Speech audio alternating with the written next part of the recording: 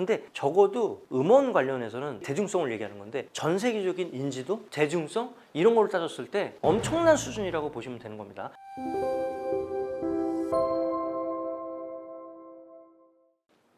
안녕하세요. K-POP 1타 강사 최광호. 자, 오늘도 여러분께 인사드립니다. 자, 오늘은 아주 거물, 또 우리 K-POP계의 거성. 사실은 우리가 다루기가 좀 까다로워서 그동안 안 다뤘던 그런 인물 중에 하나입니다. 바로 BTS의 멤버 중에 한 명, 누굽니까? 정국에 대해서 오늘 아주 자세하게 분석하는 시간을 갖도록 하겠습니다. 우리가 BTS를 분석을 잘 안 하는 이유는 뭐냐? 사실 분석할 필요는 별로 없다. 왜냐하면 무조건 나오면 잘 되니까. 그리고 저희 콘텐츠 자체가 성장하는 그래프 이런 걸 좀 제가 선호하는 타입이기 때문에 이미 극정상에 있는 BTS 멤버들의 콘텐츠는 많이 다루지 않은 게 사실이다. 그럼에도 불구하고 정국이 보여준 이 퍼포먼스가 도대체 우리 K-POP 산업계에서 어느 정도 위치가 있는지 자세히 설명을 드리면서 아울러서 이전에 나왔던 그 BTS의 멤버들의 솔로 앨범도 그래프상에서 어떠한 위치가 있는지 설명을 드리도록 하겠습니다. 지금부터 시작하겠습니다. 자, 정국 말이 필요 없죠. 데뷔는 2013년 6월 13일 날 했고요. 소속소는 빅히트 뮤직이고 팬덤은 그 이름도 유명한 어딥니까? 암입니다.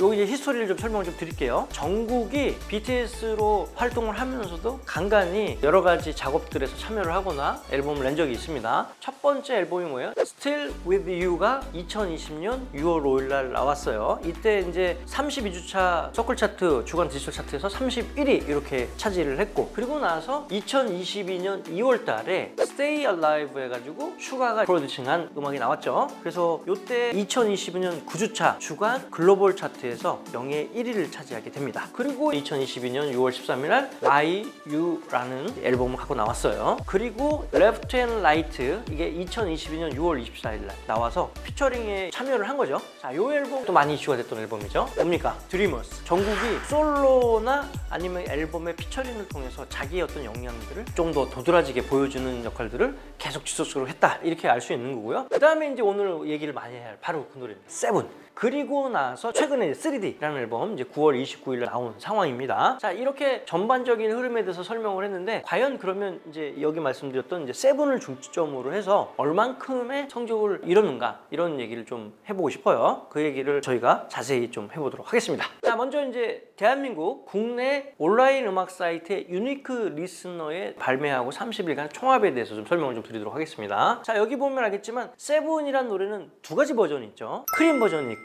여기 보면 explicit 버전이 있어요. 사실 가사를 맨 처음에 보고 우리가 좀 약간 충격적이었지만, 사실은 이제 글로벌 스타가 되면 이 정도의 느낌들은 좀 가져가야 되는 거잖아요. 이 느낌이 확 임팩트하게 갈 수 있으니까 이 두 곡에 대한 성적에 대해서 좀 말씀을 좀 드리도록 하겠습니다. 이건 대한민국이잖아요. 대한민국 뭡니까? 유교 국가 아닙니까? 그래서 아무래도 여기 나오는 여기 좀 자유로운 버전보다 클린한 버전을 조금 선호하는 그런 느낌적인 느낌이다 라고 보시면 돼요. 첫날 발매를 하고 30만 유니크 리스너 언더에서 시작을 했지만 이제 이게 쭉쭉쭉 치고 올라갑니다. 쭉쭉 치고 올라가고 어떻게 돼요? 30일간 유지가 된다는 거죠. 보통 아이돌의 음악들은 처음에 딱 찍고 쭉 내려가는 거죠. 보통 첫날에 가장 메가히트한 걸 찍고 내려오는 유형들은 뭐냐면, 가수의 스타성 때문에 팬덤들이 딱 몰렸다가 이제 곡들이 대중에 붙지 않으니까 이제 트래픽이 점점 빠지는 그런 모양새였다면, 이 30일간 유니크 리스너가 이런 식으로 유지되거나 조금 더 많이 올라갔다는 이 의미는 어떤 의미냐. 그리고 보시면 알겠지만 피크점이 어디서 찍혀요? 29일날 찍혀. 이렇게 거의 어떻게 됩니까? 50만을 찍었다는 거잖아요. 그러니까 이 얘기는 뭐냐? 노래가 어필됐다. 팬덤뿐만 아니라 대중들한테 어필됐다. 적어도 대한민국에서는 이렇게 말씀을 드릴 수 있습니다. 그리고 이제 그거와 비슷한 형태로 익스플리시트 버전도 어떻게 됩니까? 그렇게 이제 되지만 아무래도 우리는 크림 버전이 더 많이 든다. 이제 이렇게 보시면 되고, 아무래도 뭐 우리 대한민국 온라인 음악 사이트는 청불은 또 청소년들이 청취가 안 되게끔 돼 있잖아요. 막 그거에 영향을 받지 않았나 생각이 좀 들어봅니다. 자, 그럼 우리 다음 페이지 한번 넘어갈까요? 자, 이번에는 30일간 글로벌 스트리밍이에요. 이걸 잘 보시면 BTS의 전 세계적인 파급력이 얼만큼 대단한지 우리가 알 수 있는 대목입니다. 사실은 제가 이제 남자 아이돌 글로벌 스트리밍에 대해서 데일리로 얘기를 할 때 어느 정도냐, 한 여기 200만 정도에 있으면 굉장히 잘하는 거다. 뭐 이게 한 400만 이상 되면 거의 특 A급이다. 뭐 이런 얘기를 사실 하지 않습니까? 근데 정국은 어땠습니까? 정국은 이게 아시지만 크림 버전하고 익스플리시트 버전이 따로 있는데, 결국은 그 얘기는 뭐냐면 타이틀곡인데 가사가 바뀐 노래들이 두 곡이나 나왔다는 얘기인 거잖아. 그러니까 아무래도 트래픽이 좀 분산이 되겠죠. 그럼에도 불구하고 트래픽이 어떻게 됐느냐, 이거 보시면 알겠지만 국내에서는 크림 버전이 훨씬 더 위에 있었잖아. 근데 여긴 어때? 익스플리시트 이 버전이 더 위에 있다라는 좀 재미난 이런 상황입니다. 결국은 글로벌 타겟팅으로 뭔가 가사가 주는 어떤 임팩트들이 국내랑 국외가 좀 다르다. 이제 이런 걸 알 수 있는 거고, 이제 그런 부분을 잘 공략을 했다. 이렇게 좀 평가를 해주고 싶어요. 그렇기 때문에 크림 버전은 처음에 나오고 쭉 이렇게 떨어집니다. 이렇게 떨어지면서 이 뒤에 가면서 이제 서로 이제 비슷한 형태의 트래픽을 내게 되는데, 좌우지간 이 트래픽을 조금 더 위에서 이렇게 끊어가고 있는 익스플리시트 버전은 여기 어떻게 됩니까? 거의 1000만에 육박하는 스트리밍 수를 기록했다. 지금 탑 클래스 타 아이돌이 냈던 것보다 거의 2배, 많게는 3배 정도의 트래픽을 정국이 혼자가 냈다. 이렇게 얘기할 수가 있습니다. 이게 어마어마한 트래픽이라고 보시면 됩니다. 그럼 요즘에 걸그룹들은 아무래도 이제 보이그룹보다 음원 여러 가지 트래픽이 더 강한 건 맞죠. 근데 그런 걸그룹, 요즘 잘 나가는 걸그룹과 비교를 해도 이 1000만이라는 수치는 정말 어마어마한 수치고, 이거를 범접할 수 있는 걸그룹이 그렇게 많지 않다. 이 정도로 여기 트래픽이 주는 상징성은 어마어마하다, 이렇게 보시면 됩니다. 저는 사실은 이렇게 두 가지 버전이 아니라 한 가지 버전이었으면 이게 조금 더 올라갔을 거라고 저는 생각을 해요. 왜냐면 이게 딱 일치가 안 되거든, 듣는 리스너가. 그렇게 따진다면 이게 조금 더 올라갈 수 있고 아마 기록을 깰 수도 있었다라는 생각을 해봅니다. 다만 이렇게 두 개의 크림 버전하고 익스플리시트 버전을 같이 하다 보니까 국내는 크림 버전으로 공략을 하고 해외는 익스플리시트 버전으로 공략을 했다. 저는 이제 그렇게 평가를 좀 하고 싶습니다. 자, 이렇게 해서 우리가 30일간 글로벌 스트리밍 설명을 좀 드렸고요. 자, 다음 페이지 보도록 하겠습니다.